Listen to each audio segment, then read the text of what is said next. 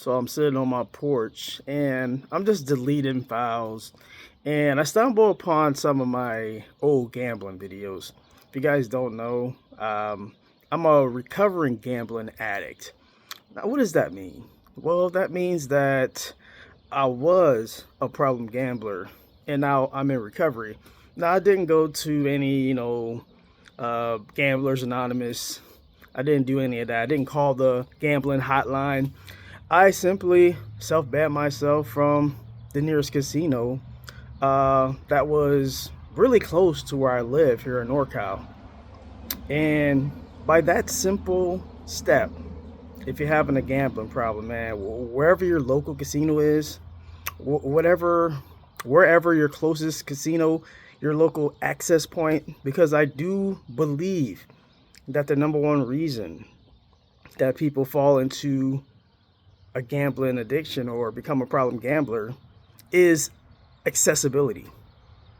We've seen gambling explode because of the Supreme Court decision that allowed each state to regulate their own gambling. And since 2018, we've seen gambling explode, and we've also seen gambling addiction explode. So, yeah, as I was going through, I'm trying to clear space. I'm just looking at my old wins. I'm like, man, in the moment, it was all good. I was like, man, I'm actually, I thought I was having a good time. I'm like hitting jackpots, you know, and in the moment, you're like, man, this is a easy, quick way to make some money. But here's the thing, it's not really like that. You end up where I'm at right now, just paying a whole bunch of debt back. it's fine in the moment, but when you get past it, let me backtrack. I self banned myself from the casino here in town, January 24th, 2025, and that's the day I got my life back. If I'm going to be quite frank and honest about that. Yeah, before that, I was a wreck. I say from like, let's say like March 2022 to about January 2025, which is about 34 months, almost 3 years. I was just in gambling purgatory, man. I would consume gambling content. I would look at strategies that people put out. I was just basically consumed by gambling. It was almost like a little devil on my shoulder that just like it just will not let go. But that day, January 24th, it was just a typical day. It wasn't anything spectacular, anything at the casino. I just had enough. And yeah, I don't think if you have a gambling addiction, if you have a gambling problem, I don't think there's anybody that can get to you. It's almost like you just have to have enough of it. The pain of going to the casino, um, and what comes for that has to outweigh your you wanting to stop. Because if it's not, you're not going to stop. You're just gonna keep going. When you get to that pain threshold, where it's just like, man, I can't bear to do this anymore. Because what I did was I compartmentalized it, I justified it.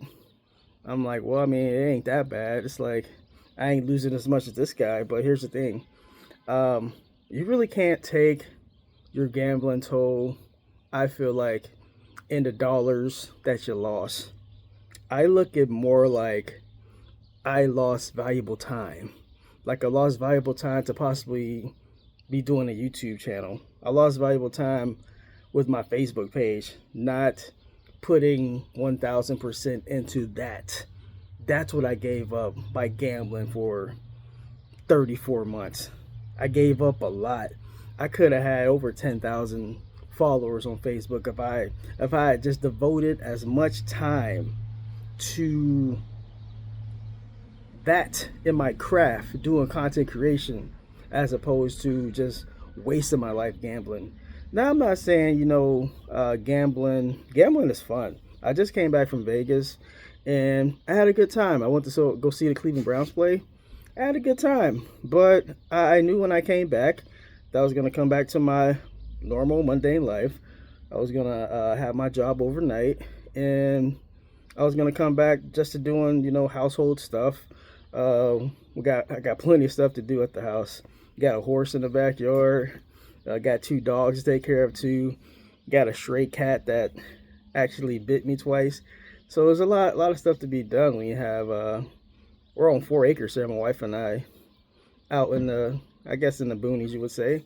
So it's a lot of work to be done. It's a lot of land to tend to. So we stayed in a small house for a long time, and man, it's good to be out in some space to have a little breathing room, so to speak. And I'm glad that I'm not going to the casino every day like I was like 10 months ago. Well, almost 12 months now, January 24th. Yeah, it's coming up pretty quick. My year that I self-banned myself from the casino here in town. There's a lot of casinos in California. A lot of Indian casinos. We don't have sports betting here in California, which I'm thankful for. Not that I've had an issue with sports, with sports gambling. I don't. I'm able to. I went to Vegas and I was able to have a budget and I was able to stick to it. Now the slots, they were a little more tricky. The slots, that's what got me. Um, yeah, but if sports gambling was legal here, I don't think I would have much of an issue with that. That wasn't really my crutch. My crutch was the slot machines. Just keep me away from the slots. I'm just man. The slots were calling me.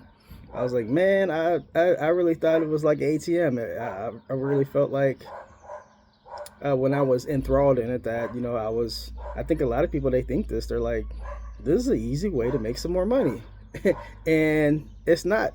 It's a quick path to being in debt. that's what that's what gambling is. If you're a problem gambler, it's a quick path to owe people money and owe the loan people back money. It's a real easy path to that. But yeah, being in recovery, it's great. I'm in a lot better mental state than I was at the beginning of this year. I'm definitely ending 2025 in a lot better headspace than I was at the beginning of this year. I feel like ever since I'm not going to the casino as frequently as I am. Actually, I'm not. This year, after January 24th, the 4 days I spent in Vegas, outside of that, I haven't stepped foot in the casino pretty much all year from January 24, 2025 to November 21st. I didn't step foot in the casino. But I was in Vegas. I was in the casino, for 4 days. It really wasn't a big deal. I mean, it was fun. I really didn't think I was gonna come back and be like, hey, let me unself ban myself from the casino, because that entails a lot of embarrassment. If I wanted to unban myself, I would have to go talk to the slot manager and pretty much give them a spiel like, hey, I'm I'm good to go. I don't have a problem anymore. It's like, but that's BS. Like, I would just be in the same spot I was at the beginning of the year if I did that, and that's foolish. And I wouldn't even embarrass myself like that. Like, why would I do that? So I'm glad I self-banned myself, because if I didn't, I might be there right now, just digging myself more of a hole than I'm already in. But yeah, I'll end it there. Yeah, don't gamble what you can't handle. And if you gamble and you're able to set limits, this is not the video for you. This is for the people that's the gambling addicts out there. Hey man, just be careful out there. It's real easy to fall into the gambling trap, and I'm proof positive of that. And hopefully, my words in this video can get to somebody and maybe it can help them out in their tough situation. All right, that's all I have. Like and subscribe. Yeah, I'll get back to the sports, the Cleveland Browns and Shador. But yeah, frequently I'll drop some gambling truths on y'all, some gambling bits. But hype this video up, like and subscribe. KSK Sports, rolling out. Peace.